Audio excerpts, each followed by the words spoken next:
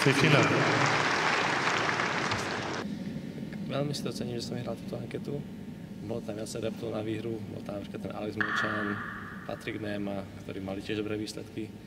Ale veľmi si to cením, že som vyhral vlastne túto anketu a chcel by som poďakovať všetkým ľuďom, ktorí mi dávali hlasy. Minulú sezónu hodnotím celkom pozitívne, mohla by to byť aj samozrejme lepšie, ale som celkom spokojný. Vlastne aj tie výsledky na tých Grand Slamoch boli celkom uspokojujúce, mohli byť samozrejme lepšie. A čo sa týka ostatných turnajov, tiež mohli byť samozrejme lepšie, ale bol som celkom spokojný.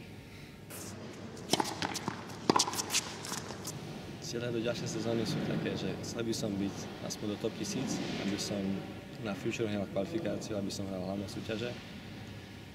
A po prípade možno nejaké tie Challenger vyskúšal, aby som nabral nejaké nové skúsenosti.